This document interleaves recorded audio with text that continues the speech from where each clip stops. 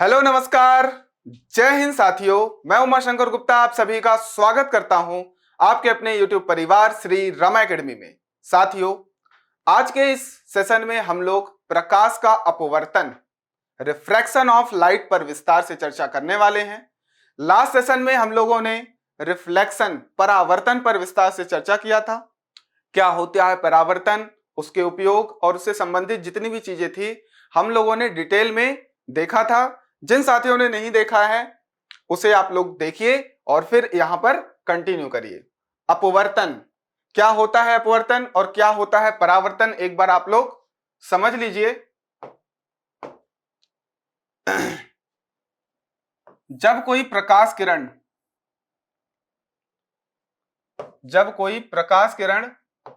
एक माध्यम से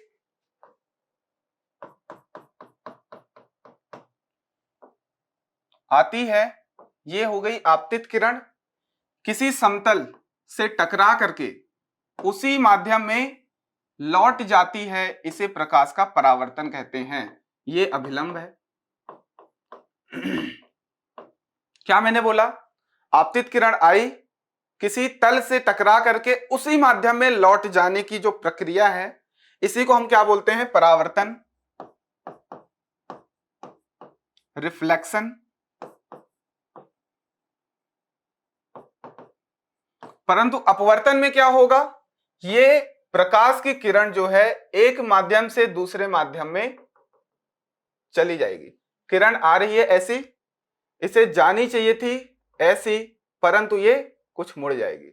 यहां पर ये मीडियम एक जो कि वायु है और ये मीडियम 2 जो कि ग्लास है। तो क्या हुआ यहां पर? प्रकाश का अपवर्तन, एक माध्यम से दूसरे माध्यम में जब प्रकाश गमन कर जाए, अंदर इंटर कर जाए, उसे प्रकाश का अपवर्तन कहते हैं। और अगर प्रकाश उसी माध्यम में लौट जाए, उसे प्रकाश का परावर्तन कहते हैं। प्रकाश के परावर्तन के जो नियम है, मैंने लास्ट सेशन में आप लोगों को बताया था। जो पहला नियम है कि जो एंगल आई है और एंगल आर है, ये दोनों बराबर होते हैं।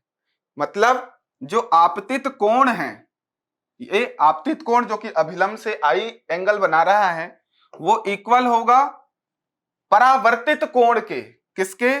परावर्तित कोण के। ये हमारा परावर्तन का पहला नियम था। दूसरा नियम कि जो आपतित किरण है, जो परावर्तित किरण है और जो अभिलंब है, यह तीनों एक ही तल पर होते हैं। तीनों एक ही तल पर, तल जो होगा वो सेम होगा। ये तीनों चीजों की, आपतित, परावर्तित और अभिलंब, तीनों का जो तल होगा वो सेम होगा। ये हमारे दो नियम थे परावर्तन के। ऐसे ही अभी हम लोग अपवर्तन के दो नियम देखेंगे। तो क्या क्या देखा हमने? I is equal to R, angle I is equal to angle R. जिस एंगल पर किरण आपतित होगी उसी एंगल पर वह परावर्तित हो जाएगी। ये परावर्तन का नियम है। यहां पर मैंने बोला कि यहां पर एंगल I है, कोण I, ये इंसिडेंट एंगल बोलते हैं, आपतित कोण बोलते हैं। और यहां पर जो है इसको रिफ्रैक्टेड, अपवर्तित कोण बोलते हैं। तो यहां पर अपवर्तित कोण क्या हुआ? I से छोटा है। ये क्यों है? कभी ये किरण जो है नॉर्मल की तरफ और कभी नॉर्मल से दूर जाएगी। इसके पीछे क्या कारण है, ये अभी हम लोग देखेंगे। तो अपवर्तन हमने क्या देखा कि जब प्रकाश किरण एक माध्यम से दूसरे माध्यम में प्रवेश करती है तो अपने पथ से विचलित होने की इस परिघटना को हम अपवर्तन कहते हैं। एक माध्यम से दूसरे माध्यम में जाना प्रकाश किरण का। ठीक, अपवर्तन में प्रकाश किरण की आवृत्ति नहीं बदलेगी, ये आपको ध्यान रखना है। जो फ्रीक्वेंसी है प्रकाश की वह नहीं बदलेगी, बट उसका वेग बदल जाएगा। क्यों? क्योंकि वो रेयरर से डेंसर में, सघन से विरल में या विरल से सघन में वो जा रही होगी। तो बिल्कुल उसका वेग जो है वो बदल जाएगा, तरंग दैर्ध्य बदल जाएगा, उसकी तीव्रता बदल जाएगी, परंतु उसकी आवृत्ति में परिवर्तन नहीं आएगा। ये आपको ध्यान रखना है।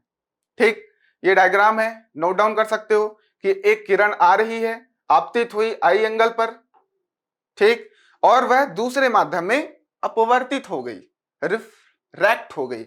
इसे जाना चाहिए था कुछ ऐसा, परंतु नॉर्मल की तरफ मुड़ गई। इसके पीछे क्या कारण है, इसे नोट कर लो। तो यहां पर देखो, ये जो हमारी मीडियम है ये है हमारी एयर,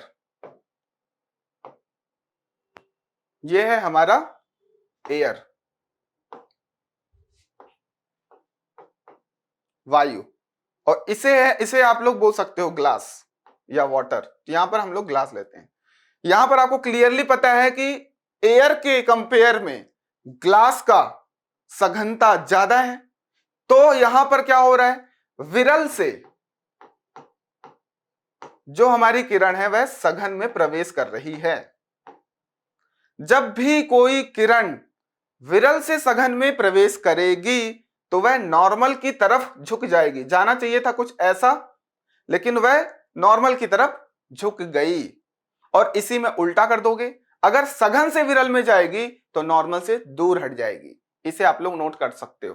क्या, प्रकाश किरण जब विरल से सघन में प्रवेश करती है, मतलब वायु से ग्लास में, वायु से द्रव में, वायु से डायमंड में, मतलब विरल से सघन में, रेयरर टू डेंसर मीडियम, तो क्या हो रहा है, यहां पर किरण को जानी चाहिए थी सीधी, यह नॉर्मल की तरफ झुक गई।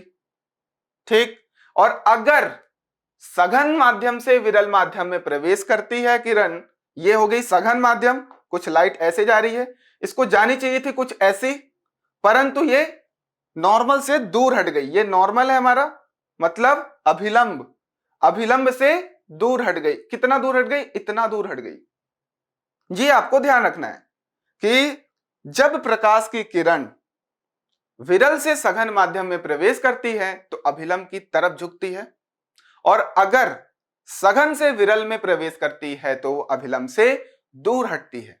अब यहीं पर आप लोग नोट कर सकते हो क्या, कि जो एंगल आई है वो एंगल आर से बड़ा होगा। क्या होगा, एंगल आर से बड़ा होगा।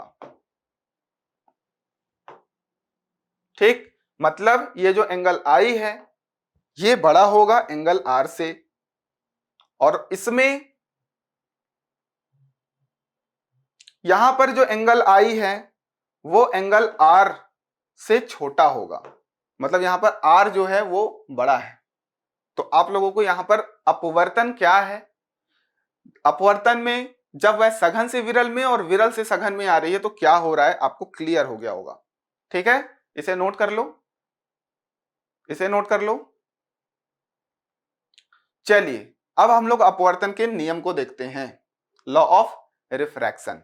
जिस तरीके से हमने परावर्तन के दो नियम देखे वैसे ही अपवर्तन के भी दो नियम होते हैं। ठीक, इसमें क्या है, पहला नियम, आपतित किरण, अपवर्तित किरण और अभिलंब तीनों एक ही तल में होते हैं। क्या क्या, आपतित किरण, अपवर्तित किरण। परावर्तन वाले नियम में क्या था, आपतित किरण, परावर्तित किरण और अभिलंब तीनों एक ही तल पर थे। यहां पर अपवर्तित किरण है परावर्तित की जगह। ठीक, इसके अलावा दूसरा नियम, किन्हीं भी दो माध्यमों के लिए एक वर्णीय प्रकाश के लिए आपतन कोण की ज्या साइन आई, साइन आई, आई क्या है हमारा, ये एंगल आई है हमारा इंसिडेंट एंगल, आपतित कोण, जिस एंगल पर वह इंटर कर रही है, अभिलंब से जो कोण बन रहा है, तो उसका अगर हमने साइन आई लिया, ठीक है, और रेशो में हमने रिफ्रैक्टेड अपवर्तित कोण की साइन ली, ज्या ली, तो इनका जो रेशो है वो एक नियतांक के बराबर आएगा, एक कांस्टेंट वैल्यू आएगी, और यही कांस्टेंट उसका अपवर्तनांक कहलाता है। ये क्या कहलाएगा, अपवर्तनांक। ठीक है, एक बार ध्यान से देखो, किन्हीं दो माध्यमों के लिए एक वर्णीय प्रकाश के लिए आपतन कोण की ज्या, ये हो गई आपतन कोण की ज्या, और अपवर्तन कोण की ज्या, ये हो गई साइन आर, अपवर्तन कोण की ज्या में एक निश्चित अनुपात होता है, एक निश्चित रेशो है, अनुपात होता है, जिसे पहले माध्यम के सापेक्ष दूसरे माध्यम का अपवर्तनांक रिफ्रैक्टिव इंडेक्स कहते हैं। इसे हम लोग म्यू से डिनोट करते हैं, म्यू से डिनोट करते हैं किसी भी माध्यम के अपवर्तनांक को। तो जो अपवर्तनांक है वह एक कांस्टेंट वैल्यू, एक नियतांक है, जो कि किसका रेशो है? Sine I upon sine R. ये आपको ध्यान रखना है। तो सीधा सीधा प्रश्न बनेगा, अपवर्तन के नियम को समझाइए। अपवर्तन के द्वितीय नियम को स्नेल का नियम भी कहते हैं। तो आपको यह भी पूछा जा सकता है क्या होता है स्नेल का नियम। तो 3 मार्कर में स्नेल का नियम या 5 मार्कर में अपवर्तन के नियम को बताइए, यह आपसे पूछा जा सकता है। ठीक, नोट कर लीजिए।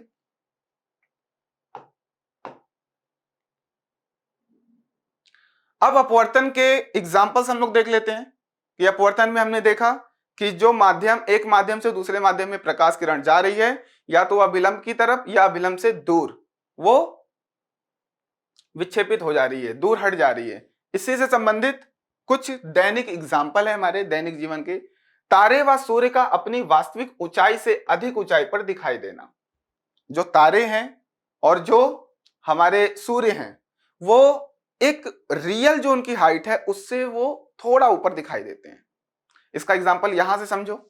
जैसे ये आपको मैंने एक छड़ है या कलम है या पेंसिल है, हमने एक ग्लास में जिसके अंदर वाटर भरा हुआ है उसमें डाला, तो यहां पर ये तिरछी दिखाई दे रही है। इसको हमको ऐसे कुछ दिखाई देना चाहिए था, परंतु ये थोड़ा सा ऊपर उठा हुआ दिखाई दे रहा है जो भी इसमें डूबा हुआ है। क्यों? अपवर्तन की वजह से।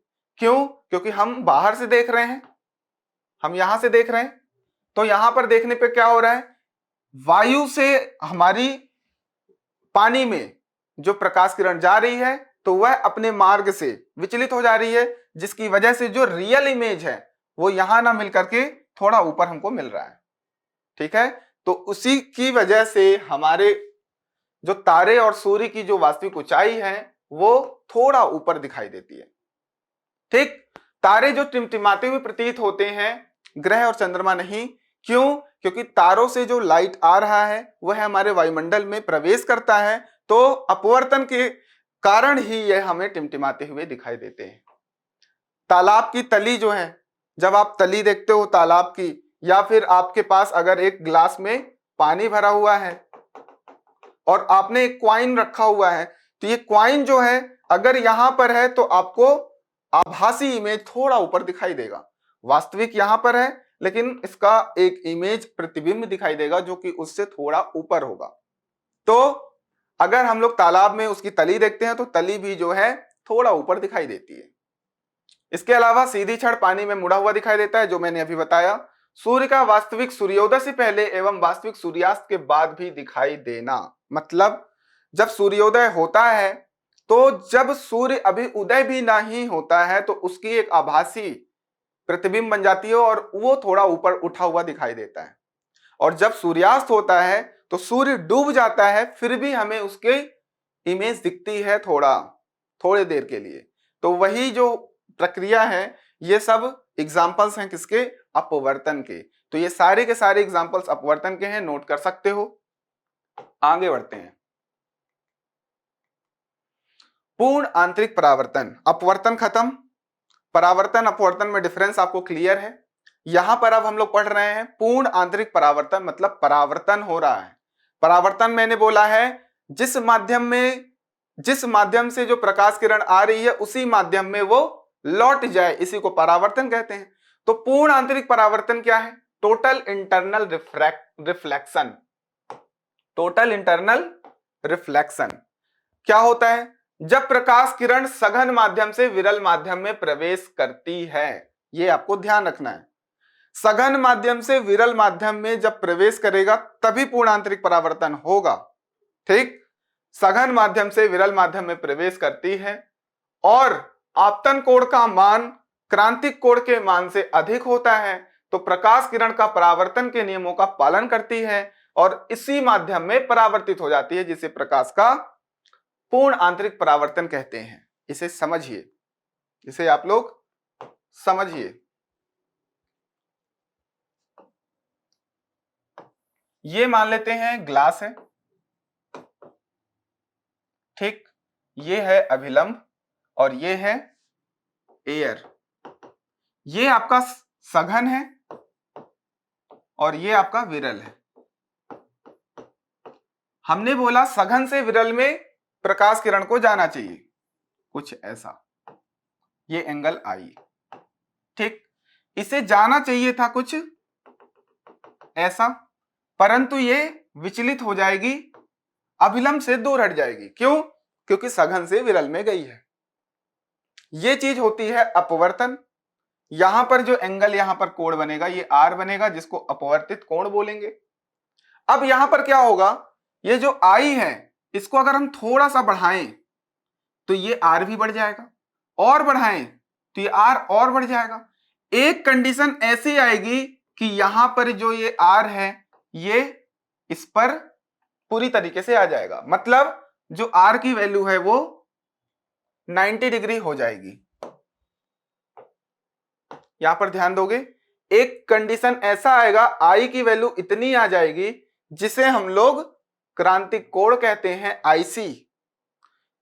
तब क्या होगा, जो हमारा ये जो कोण है रिफ्रैक्टेड एंगल, आप अपवर्तित कोण जो है वो 90 डिग्री का हो जाएगा।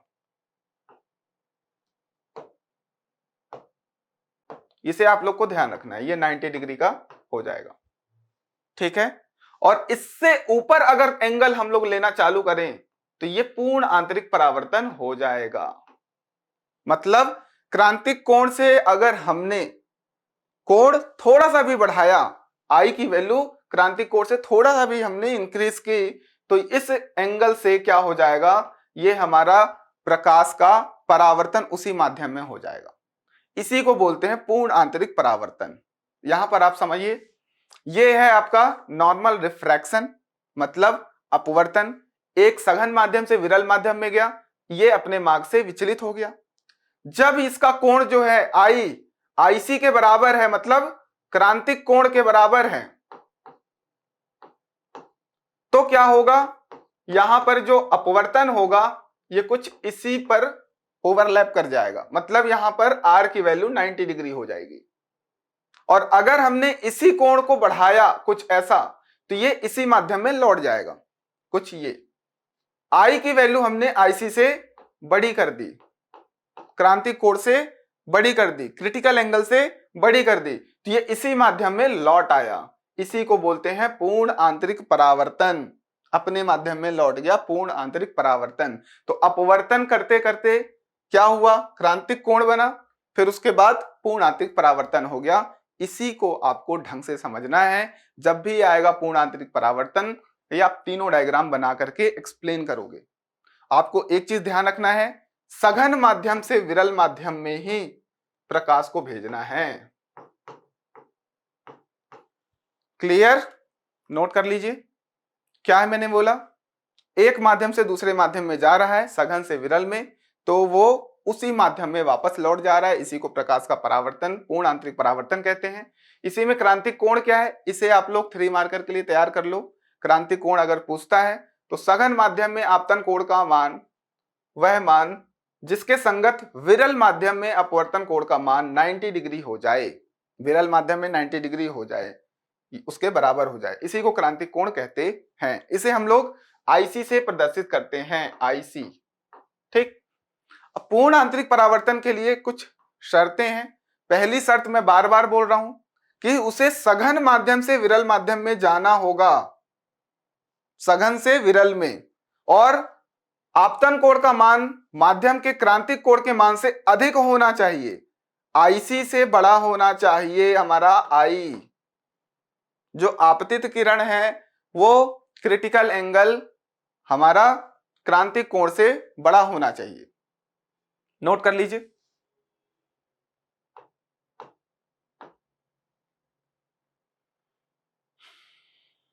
पूर्ण आंतरिक परावर्तन के उदाहरण हम लोग देख लेते हैं। पहला उदाहरण क्या है, रेगिस्तान में मरीचिका। बहुत इंपॉर्टेंट, अभी लास्ट ईयर मेंस में यही प्रश्न पूछा गया था, लूमिंग घटना। अब वर्ड लूमिंग जो है उससे बच्चे कंफ्यूज हो गए, इसलिए आपको थोड़ा साइंस के पेपर में जो शब्दावली है वो आपको थोड़ा इंग्लिश हिंदी दोनों याद रखनी पड़ेगी।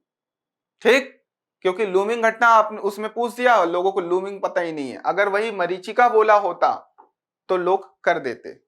तो रेगिस्तान में मरीचिका का मतलब क्या है, एक आभासी इमेज का बनना। कैसे, ग्रीष्म ऋतु में रेगिस्तान में यात्रियों को कुछ दूरी पर झील या पानी होने का भ्रम होता है।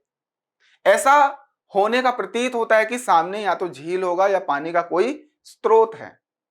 तो जब वो वहां जाता है तो वहां पर कुछ भी नहीं पाता है। तो इस तरीके की जो घटना हो रही है रेगिस्तान में, वो रेगिस्तान में मरीचिका कहलाती है। ठीक, तो वहां पर जब वो पहुंचता है तो वहां पर नामो निशान नहीं होता है। इसे ही प्रकाशीय दृष्टि भ्रम को, जो ये भ्रम हमारे बन रहा है प्रकाश की वजह से, उसी को रेगिस्तान में मरीचिका कहते हैं। ठीक, रेगिस्तान में मरीचिका को मृग तृष्णा भी कहते हैं। मृग तृष्णा, क्योंकि ग्रीष्म ऋतु में प्यासे हिरण को कुछ दूरी पर जलाशय दिखाई देता है, किंतु वहां पहुंचने पर जलाशय नहीं होता है और उसकी प्यास भी नहीं बुझती है, इसलिए इसे मृग तृष्णा भी कहते हैं। ऐसे पॉइंट वाइज में आप लिख सकते हो। ठीक, इसे आप लोग समझिए।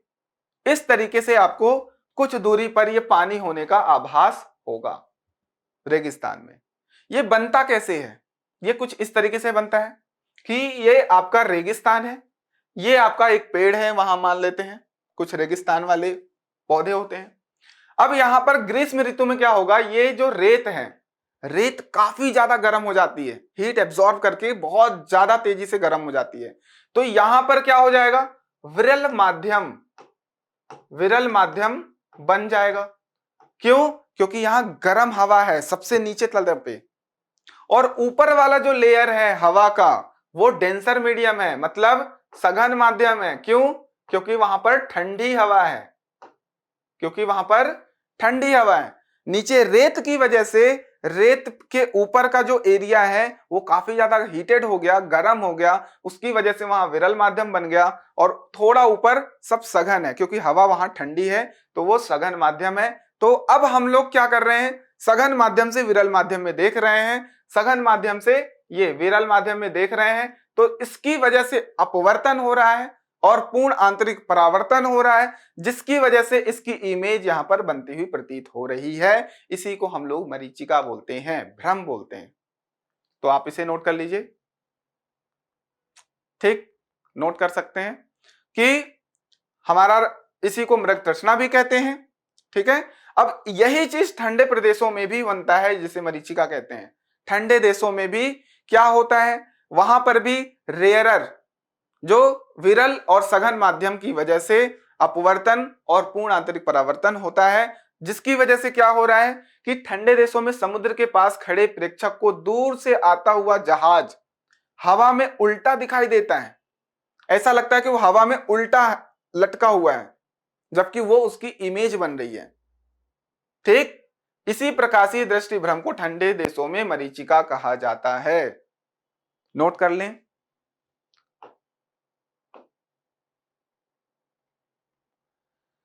अब एग्जाम्पल है हीरे का चमकना। मैं एक एक एग्जाम्पल को क्यों एक्सप्लेन कर रहा हूं, डायरेक्टली या तो ये एग्जाम्पल को डायरेक्टली पूछा जा सकता है प्रश्न के तौर पर, या फिर आपको पूरा का पूरा क्वेश्चन 11 मार्कर में पूछा जा सकता है कि पूर्ण आंतरिक परावर्तन को एग्जाम्पल के सहित समझाइए। ठीक, तो हीरे का चमकना, हीरा इतना चमकदार क्यों होता है? ठीक, क्यों? क्योंकि इसमें पूर्ण आंतरिक परावर्तन हो रहा है, टोटल इंटरनल रिफ्लेक्शन बहुत अच्छे से हो रहा है। अब इसमें आपको 2-3 पॉइंट याद रखना है कि जो हीरे का अपवर्तनांक है वो 2.42 है, जो कि सबसे ज्यादा होता है। अपवर्तनांक जो है वो सघनता के आधार पर डिसाइड होता है। जितना ज्यादा से ज्यादा सघन माध्यम होगा उसका अपवर्तनांक उतना ज्यादा होगा। जैसे कि गैस है,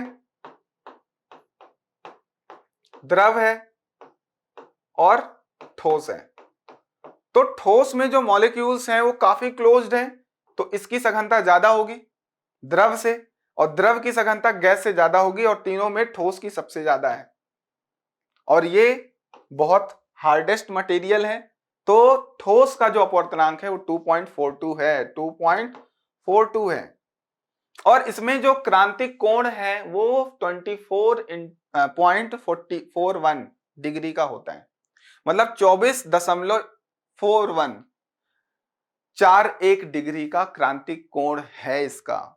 अब मैंने आपको क्या बताया था कि जब कोई भी प्रकाश किरण सघन माध्यम से विरल माध्यम में प्रवेश करता है तो वो क्या हो जाता है, नॉर्मल से दूर हट जाता है। और अगर यही क्रांतिक कोण से हमने ज्यादा बड़ा कर दिया तो उसी माध्यम में परावर्तित हो जाता है। तो इसका, हीरे का जो क्रांतिक कोण है वो कितना है, 24.41 डिग्री। ये आपको याद रखना है। जब भी हीरे से प्रश्न बनेगा तो ये 2 पॉइंट आपको ऐड करोगे ताकि आपका कंटेंट रिच हो जाए। ठीक, तो क्रांतिक कोण से अगर हमने क्या किया, एंगल बड़ा किया तो पूर्ण आंतरिक परावर्तन हो जाएगा। और इसमें बार बार पूर्ण आंतरिक परावर्तन होने की वजह से जब ये बाहर निकलती है तो काफी चमकदार हमें दिखाई देता है। तो कारण क्या है, पूर्ण आंतरिक परावर्तन। इसी की वजह से हीरा चमकता हुआ दिखाई देता है। इसे नोट कर लीजिए।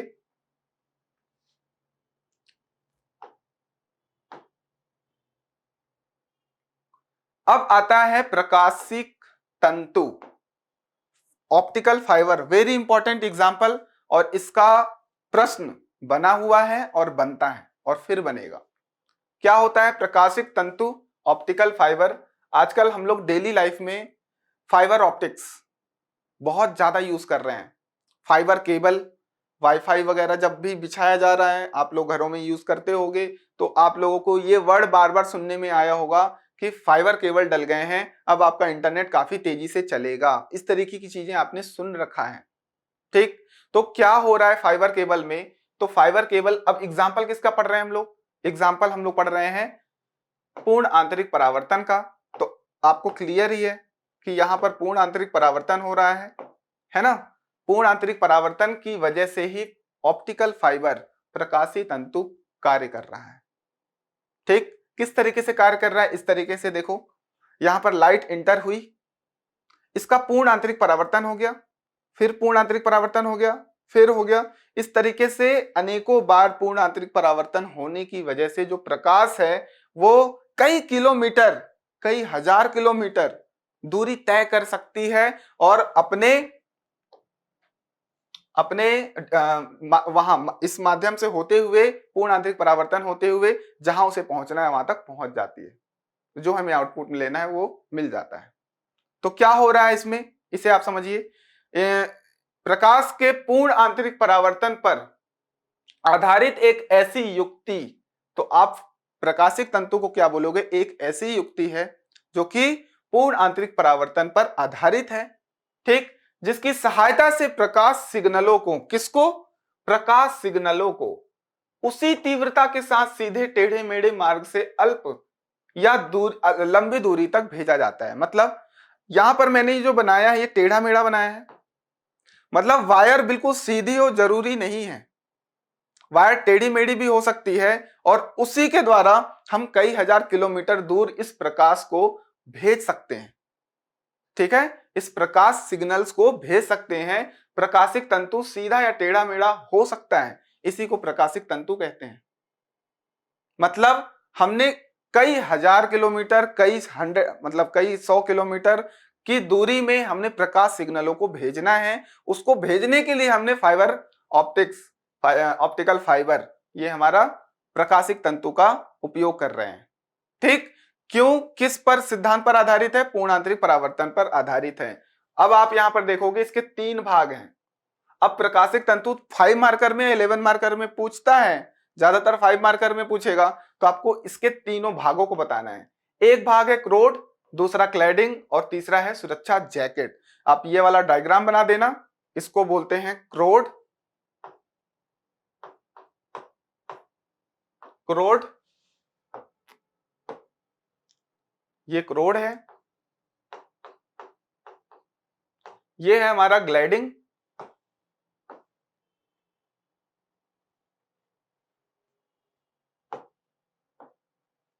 ये वाला है ग्लाइडिंग,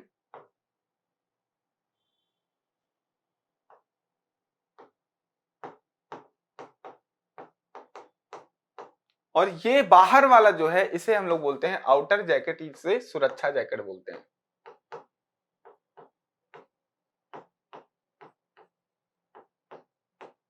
इतनी चीजें आपको ध्यान रखनी है, ये डायग्राम बना दोगे। ठीक, सबसे पहले कोर है, आपने वायर को जब काटोगे अपने वाईफाई वाले को, इसी तरीके की संरचना मिलेगी। अंदर एक क्रोड मिलेगा जिसमें वो पूर्ण आंतरिक परावर्तन हो रहा है, उसके ऊपर क्या मिलेगा, प्लास्टिक का बफर, एक ग्लास लगा होगा जिसको क्लैडिंग बोलेंगे, इस क्लैडिंग के ऊपर एक सुरक्षा जैकेट लगा होगा, और इसी में क्या हो रहा है, प्रकाश बार बार पूर्ण आंतरिक परावर्तन को करती हुई और आगे बढ़ रही है और हमें आउटपुट मिल जा रहा है। इसे आप लोग नोट कर लीजिए। ठीक, उपयोग में लिख सकते हो कि उपयोग में क्या है, प्रकाश सिग्नलों को बिना तीव्रता में क्षय, मतलब जिस तीव्रता से स्टार्ट हुई थी, इनिशियल कंडीशन में थी, फाइनल में भी उसी तीव्रता को प्राप्त करेंगे हम लोग। तो बिना तीव्रता के क्षय के कई किलोमीटर दूरी तक हम लोग भेज सकते हैं। दूर संचार के सिग्नलों को भी हम भेज रहे हैं इसमें, दूर संचार के सिग्नलों को, वस्तुओं के प्रतिबिंबों को भी दूरस्थ स्थानों तक भेजा जा सकता है कि यहाँ पर ऑब्जेक्ट है, उसको कई किलोमीटर दूर उसकी इमेज बना करके हम भेज सकते हैं। चिकित्सकीय मतलब मेडिकल में प्रकाशीय परीक्षण में प्रकाश नली को पेट के अंदर डाल दिया जाता है और उसकी सहायता से प्रकाश को शरीर के अंदर भेजकर आंतरिक भाग का, आमाशय, आंत आदि चीजों का फोटो ले लिया जाता है और जो भी मेडिकल हेल्प होती है उसे दी जाती है। तो मेडिकल में भी प्रकाशीय तंतु, ऑप्टिकल फाइबर का उपयोग किया जा रहा है। तो इसे आप लोग नोट कर लीजिए, उपयोग है। आप इसके भाग जरूर बताना, एक रोड है, क्लैडिंग है और सुरक्षा जैकेट है। प्रकाशीय तंतु इतना आप लिख दोगे, आपको फुल मार्क्स मिलेंगे। अब बात करते हैं प्रिज्म की। क्या होता है प्रिज्म? कुछ इस तरीके की संरचना है ना, जो कि कांच के ग्लास का बना हुआ है। तो सबसे पहले तो यही आप लोग देखोगे कि प्रिज्म क्राउन या फ्लिंट कांच का बना हुआ होता है, जिसके अंदर क्या कर रहे हैं हम लोग, एक व्हाइट लाइट, प्रकाश की किरण को हम लोग भेज रहे हैं। ठीक, सफेद प्रकाश, व्हाइट लाइट को जैसे ही भेजा, इसमें क्या हुआ, इसमें हो रहा है रिफ्रैक्शन, अपवर्तन। दो बार अपवर्तन होगा, एक बार इस वाली सरफेस पे और दूसरी बार इस वाली सरफेस पे। अपवर्तन के बाद ये जो प्रकाश है ये अपने कई कलर्स में ये डिवाइड हो जाएगी, जो कि 7 कलर है हमारे पास, जिसको विव की ओर से हम समझते हैं, वायलेट, इंडिगो, ब्लू, है ना, ग्रीन, येलो, ऑरेंज और रेड। तो ये अपने कलर में, अपने 7 कलर में विभाजित हो जाएगी। इसी को हम लोग क्या बोलते हैं, वर्ण विक्षेपण, जो कि अभी हम लोग पढ़ेंगे। तो प्रिज्म क्या है? तो प्रिज्म उस समांगी पारदर्शी माध्यम को प्रिज्म कहते हैं जो किसी कोण पर झुके दो समतल पृष्ठों के बीच घिरा होता है। ये दो समतल पृष्ठ ऐसे घिरा होता है। प्रिज्म प्रकाश के अपवर्तन की परिघटना है। प्रकाश के अपवर्तन की परिघटना, मैंने फिर से बोल रहा हूं, अपवर्तन की परिघटना, मैंने यहां पर 2 बार अपवर्तन कराया है। ठीक, परिघटना को प्रदर्शित करता है। प्रत्येक प्रिज्म का गुण होता है कि वह किरणों को अपने आधार की ओर मोड़ देता है। कैसे, यहां पर समझोगे। यहां से कोई किरण आई, ठीक, इसे जाना चाहिए था ऐसा, परंतु ये मुड़ जाती है कुछ ऐसा। ये अपने आधार की तरफ मुड़ गई, ये आधार है, जाना चाहिए था ऐसा परंतु मुड़ गया इधर, और इसे जाना चाहिए था ऐसा परंतु यहां पर ये ऐसे मुड़ जाती है, यहां पर इसका नॉर्मल, अभिलंब। तो प्रकाश की किरण अपने आधार की तरफ मुड़ गई और इधर पे फिर अपने आधार की तरफ मुड़ गई। तो ये वही चीज बोल रहा है कि प्रिज्म का गुण कि वह किरणों को अपने आधार की ओर मोड़ देता है। प्रिज्म के लिए 3-4 पॉइंट्स आपको याद रखना है, अगर पूछे तो आप लिख सकते हो, नोट कर लीजिए।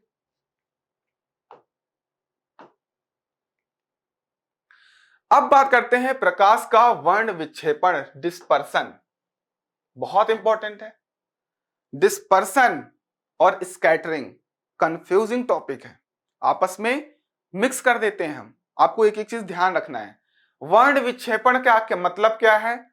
ठीक, क्या मतलब है? जब सूर्य का प्रकाश, श्वेत प्रकाश, सूर्य के प्रकाश को श्वेत प्रकाश बोलते हैं, जिसके अंदर 7 कलर होते हैं। ठीक, और एक चीज मैंने आपको बताया भी था कि सफेद रंग और काला रंग रियल में होता नहीं है। टोटल हमारे पास 7 कलर ही हैं, 7 कलर ही हैं पूरे यूनिवर्स में। इन्हीं 7 कलर से ही दूसरे ऑब्जेक्ट्स मिक्स कर करके दूसरे कलर बनाए जाते हैं। सफेद और काला मेनली क्यों हमको दिखाई देता है? कोई वस्तु हमें सफेद तभी दिखाई देगी जब वह सातों कलर को एब्जॉर्ब कर लेगी, या फिर सॉरी, कोई भी वस्तु हमें सफेद तब दिखाई देगी जब वह सातों कलर को रिफ्लेक्ट कर देगी, परावर्तित कर देगी। कोई भी कलर एब्जॉर्ब नहीं करेगी, ठीक, तब वह सफेद दिखाई देगी। और अगर वह सारे के सारे सातों कलर को एब्जॉर्ब कर लेती है तब वह काला हमको दिखाई देगा। तो रियल में सफेद और काला कोई कलर नहीं होता है, वो वस्तु हमें सफेद इसलिए दिखाई दे रही है क्योंकि उसने सभी कलर को रिफ्लेक्ट कर दिया, परावर्तित कर दिया। और काला इसलिए दिखाई दे रहा है, ब्लैक, क्योंकि वो सारे के सारे कलर्स को एब्जॉर्ब कर लिया। कोई वस्तु हमें इसीलिए दिखाई देती है क्योंकि उससे प्रकाश की किरण हमारी आंखों में आता है, ठीक। जिस कलर को वो एब्जॉर्ब करेगा वो कलर हमें दिखाई देगा। अगर मान लेते हैं ये कोई वस्तु ग्रीन हमें दिखाई दे रही है, ग्रीन, तो उसने ग्रीन कलर को एब्जॉर्ब कर लिया होगा, बाकी को रिफ्लेक्ट कर दिया होगा, ये ध्यान रखना है, ठीक है। तो यहां पर हमने क्या किया, प्रिज्म से गुजारा किसको, एक प्रकाश की किरण को, तो वह अपने अवयवी रंगों में विघटित हो जाएगी। अपने अवयवी रंग कौन से, 7 कलर, विबग्योर जो आपको याद है, विघटित हो जाएगी। प्रकाश के इस अवयवी रंगों में विघटित होने की परिघटना को ही वर्ण विक्षेपण, डिस्पर्सन ऑफ लाइट कहते हैं। क्या हुआ, ये अपने 7 कलर में, व्हाइट लाइट आई और यहां पर ये 7 कलर में डिवाइड हो गई। ये 7 कलर, ये red, orange, yellow, green, blue, indigo, violet, इसी को हम लोग बोलते हैं विबग्योर। हिंदी में बैजानी हपी नाला, बैजानी हपी नाला।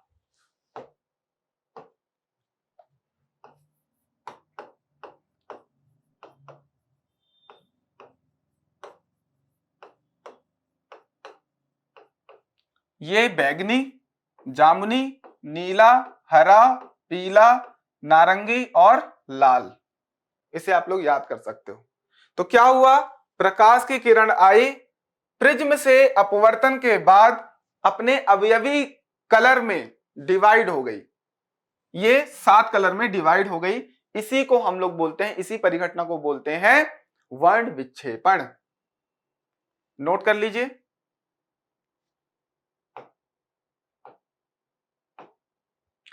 अब जो हम लोगों ने यहां पर ये प्राप्त किया पर्दे पर कलर्स का एक बैंड, इसी को हम लोग क्या बोलते हैं, स्पेक्ट्रम, ठीक।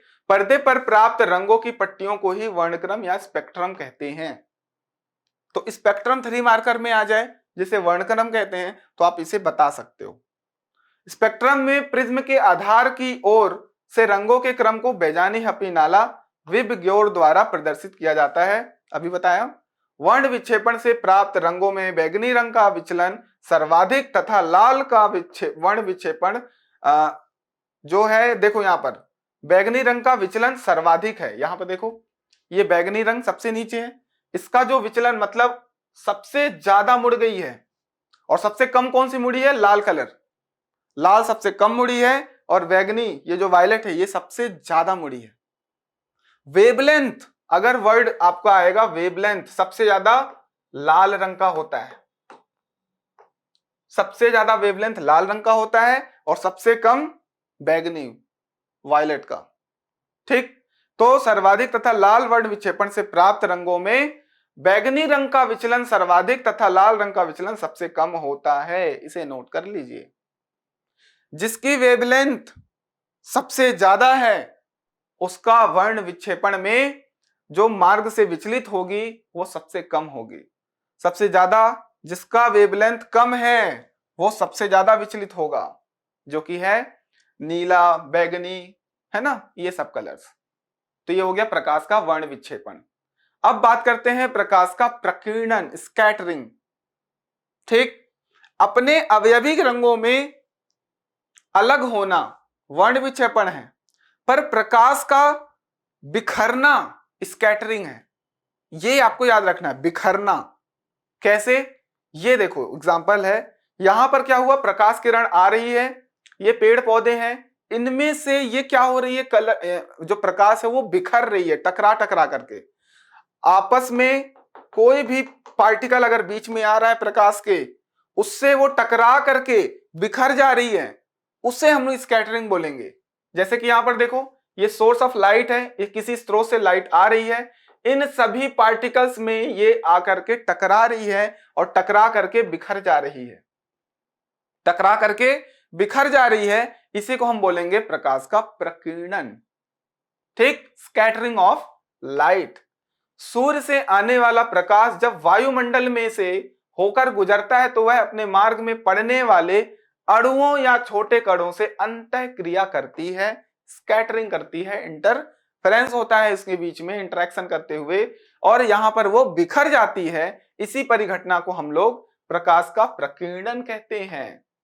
छोटे छोटे अणुओं से, जैसे आप लोगों ने धूल के कण, डार्क रूम होता है, अगर कहीं से किसी होल से कोई प्रकाश किरण आ रही होती है तो आपको प्रकाश का मार्ग दिखाई देता है, यूं प्रकाश आपको दिखाई नहीं देगी, परंतु डार्क रूम में धूल के कण होने की वजह से उसका एक मार्ग दिखाई देता है। इसी को हम लोग प्रकाश का प्रकीर्णन कहते हैं। क्यों? क्योंकि वहां पर जो पार्टिकल्स हैं वो प्रकाश को क्या कर रहे हैं, प्रकाश उन पर टकरा रही है और वो बिखर जा रही है। ठीक, रेले का प्रकीर्णन नियम, रेले एक वैज्ञानिक हैं, उनके द्वारा प्रकीर्णन का एक नियम दिया गया था। उनके नियम के अनुसार किसी प्रकाश का प्रकीर्णन उसके तरंग दैर्ध्य पर निर्भर करता है। तरंग दैर्ध्य, मैं बार बार बोल रहा हूं, तरंग दैर्ध्य सबसे ज्यादा किसका है, रेड कलर का, लाल का, सबसे कम किसका है, बैगनी कलर का, वायलेट का। ठीक, तो अर्थात तरंग दैर्ध्य पर निर्भर कर रहा है, अर्थात किसी प्रकाश के लिए प्रकीर्णन की क्षमता उसके तरंग दैर्ध्य के चतुर्थ घात के व्युत्क्रमानुपाती होता है। मतलब ये बोल रहे हैं 1/λ⁴ इसके व्युत्क्रमानुपाती होता है। ठीक, जिस रंग का प्रकाश का तरंग दैर्ध्य कम हो, तरंग दैर्ध्य अगर कम है, लैम्डा की वैल्यू अगर कम है तो उसका प्रकीर्णन अधिक होगा, प्रकीर्णन अधिक होगा। और जिसका तरंग दैर्ध्य अधिक है तो उसका प्रकीर्णन कम होगा। ठीक है ना, प्रकीर्णन की प्रक्रिया में तरंग दैर्ध्य अगर आपका कम है तो प्रकीर्णन ज्यादा होगी, और अगर तरंग दैर्ध्य अधिक है तो प्रकीर्णन कम होगा। ये आपको समझना है। तरंग दैर्ध्य ज्यादा तो प्रकीर्णन, बिखरने की जो क्षमता है वह कम होगी। तरंग दैर्ध्य अगर कम है तो प्रकीर्णन, जो बिखरने की क्षमता है वो ज्यादा होगी। इस तरीके से याद रखना है। ठीक, प्रकीर्णन के अब उदाहरण देखते हैं। किसके? प्रकीर्णन के। आकाश का नीला दिखना, यह प्रश्न पूछेगा, आकाश नीला दिखाई देता है, टिप्पणी करिए। तो सबसे पहले आपको यही लिखना है कि प्रकाश का नीला दिखना यह प्रकीर्णन का उदाहरण है। प्रकीर्णन को समझाते हुए आप इसे एक्सप्लेन कर सकते हो। क्या? कि हमें आकाश नीला इसीलिए दिखाई देता है क्योंकि जो नीला रंग है, बैगनी, नीला, मैंने वहां पे बेजानी हैप्पी नाला आपको करवाया था, बैगनी, जामुनी, नीला, ये सब नीले रंग के लगभग कंपोनेंट हैं। समझ रहे हो ना, एक ही जैसा दिखते हैं, बैगनी, जामुनी, नीला। तो हमारा जो आकाश है वो नीला दिखाई दे रहा है। क्यों? क्योंकि जो बैगनी कलर है, फिर जामुनी कलर, नीला कलर, इनका जो वेवलेंथ है वो काफी कम होता है, वेवलेंथ काफी कम होता है, तो इनका प्रकीर्णन काफी ज्यादा होगा। सूर्य की प्रकाश आ रही है, हमारे वायुमंडल में इंटर कर रही है, तो क्या हो रहा है, सूर्य के प्रकाश का प्रकीर्णन हो जा रहा है, मतलब बिखर जा रही है। तो सबसे ज्यादा कौन बिखरेगा? जिसका लैम्डा कम होगा। मतलब ये बैगनी, जामुनी और नीला रंग ये ज्यादा से ज्यादा बिखर जाएंगे, जिसकी वजह से आकाश में ये इन्हीं कलर को दिखाई पड़ता है, हमको नीला रंग हमको दिखाई पड़ता है, क्योंकि ये कलर बिखर गए हैं और बाकी कलर इंटर कर गए हैं। ज्यादातर ये कलर बिखर जा रहे हैं क्योंकि इनका लैम्डा, वेवलेंथ बहुत कम है। ठीक, तो कारण आपको यही बताना है कि जो वेवलेंथ है, वेवलेंथ, तरंग दैर्ध्य, वो कम होने की वजह से जो प्रकीर्णन है नीले रंग का वो ज्यादा हो रहा है, वो ज्यादा बिखर रहा है। इस वजह से हमें आकाश नीला दिखाई दे रहा है। नोट कर लीजिए।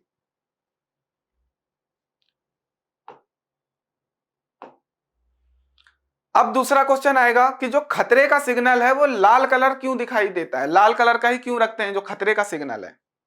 ठीक है, अभी मैंने बोला कि जिसका तरंग दैर्ध्य कम वो ज्यादा बिखर जाएगा, लेकिन लाल कलर में क्या हो रहा है, लाल कलर में तरंग दैर्ध्य सबसे ज्यादा होता है, ज्यादा, तो यहां पर ये बिखरेगा नहीं, लाल कलर बिखरेगा नहीं और हमें बहुत दूरी से भी क्लियर दिखाई देगा, जिसकी वजह से हम बोल सकते हैं कि खतरे का सिग्नल जो है लाल कलर का होता है। ठीक है, लाल कलर के प्रकाश का तरंगदैर्ध्य अधिक होता है, जिससे रेले के नियमानुसार वायुमंडल के अणुओं द्वारा लाल रंग के प्रकाश का प्रकीर्णन बहुत कम होता है, अतः लाल रंग के सिग्नल को हम लोग दूर से देख सकते हैं, इसलिए हम लोग लाल कलर सिग्नल में यूज करते हैं। नोट कर लीजिए, समझ में आ गया होगा मुझे पूरी आशा है। अब यहां पर देखिए एग्जाम्पल के थ्रू क्या हो रहा है, सन की रेस आ रही है, ठीक, यहां पर हमारे वायुमंडल में जैसे ही आया, यहां पर कण है ना, वायुमंडल में धूल के कण, गैसेस हैं, गैसेस के अणुए हैं, उनसे टकराया, टकरा करके क्या हुआ, नीला रंग बिखर गया। क्यों? क्योंकि इसकी वेवलेंथ बहुत कम है, तरंगदैर्ध्य बहुत कम है, इस वजह से पूरा आकाश हमें नीला नीला दिखाई दे रहा है और बाकी कलर क्या कर गए, इंटर कर गए, ज्यादातर नीला कलर बिखर गया, इसलिए हमें आकाश नीला दिखाई दे रहा है। थर्ड इसका एग्जाम्पल अगर देखें, सूर्योदय और सूर्यास्त के समय सूर्य का लाल दिखना, यह भी क्यों दिखाई दे रहा है, तो ये इसी का एग्जाम्पल है। क्यों? क्योंकि सूर्योदय और सूर्यास्त के समय सूर्य का जो प्रकाश है पृथ्वी तक पहुंचने में अत्यधिक दूरी तय करता है, काफी दूर होता है, ऊपर होता है तो उसका डिस्टेंस कम होता है, जबकि सूर्यास्त और सूर्योदय के समय पे काफी दूर होता है। तो मैंने क्या बोला, बाकी कलर जो जिनका तरंग दैर्ध्य कम है, जैसे कि नीला रंग, तो ये बिखर जाती है, इंटर जो कर रही है वो लाल रंग है, इसलिए सूर्य हमें लाल रंग का दिखाई देता है। ठीक है, तो क्या हो रहा है, यहां पर सूर्यास्त और सूर्योदय के समय सूर्य के प्रकाश को पृथ्वी तक पहुंचने में बहुत दूरी तय करनी पड़ रही है, अतः कम तरंग दैर्ध्य वाली प्रकाश किरणों का पृथ्वी तक पहुंचने में लगभग पूर्ण प्रकीर्णन हो जाता है, मतलब वो बिखर जाती हैं।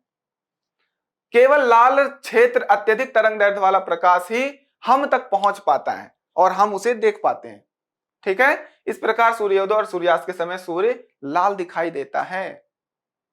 ठीक, बाकी कलर क्या हो गए, फैल गए, लाल कलर इंटर कर गया और वह इस दूरी को तय कर लिया और हमने लाल कलर देखा, इसलिए सूर्यास्त और सूर्योदय के समय लाल कलर हमें सूर्य दिखाई देता है। वायुमंडल की अनुपस्थिति में आकाश का काला दिखना, जब वायुमंडल अगर नहीं होगा तो जो हमारा आकाश है वो काला दिखाई देगा, यह भी इसी का एग्जाम्पल है। जब एस्ट्रोनॉट्स ऊपर जाते हैं, वायुमंडल के बाहर निकलते हैं, तो उन्हें आकाश नीला नहीं दिखता है, उन्हें आकाश काला दिखाई देता है। ठीक, क्यों?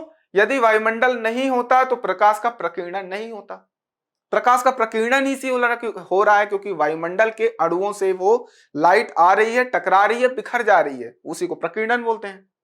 अगर वायुमंडल ही नहीं होगा तो प्रकीर्णन नहीं होगा, प्रकीर्णन नहीं होगा तो लाइट क्या अपने जिस रूप में रहेगा उसी रूप में रहेगा, समझ रहे हो, तो वो इंटर कर जाएगी, आगे बढ़ जाएगी, तो प्रकीर्णन की क्रिया नहीं हो रहा है, फलस्वरूप क्या होगा, आकाश काला दिखाई देगा। चंद्रमा पर वायुमंडल नहीं है, तो जब हम चंद्रमा से आकाश में देखते हैं तो आकाश हमें नीला नहीं दिखाई देता है, काला दिखाई देता है। क्यों? क्योंकि वहां पर वायुमंडल ही नहीं है, ये चंद्रमा है, इसके चारों तरफ वायुमंडल ही नहीं है, तो लाइट इंटर करके बिखर नहीं रही है। ठीक है ना, इसे आप लोग नोट कर लो। दोपहर के समय आकाश का सफेद दिखना, अब ये क्या कारण है कि दोपहर के समय सूर्य हमारे सिर के ऊपर होता है और इस स्थिति में सूर्य से प्रकाश सीधा हम तक पहुंचता है, अतः सफेद दिखाई देता है आकाश हमें। ठीक, ये सब आपको 5 एग्जांपल्स मैंने दिए हैं, इनको आपको याद रखना है।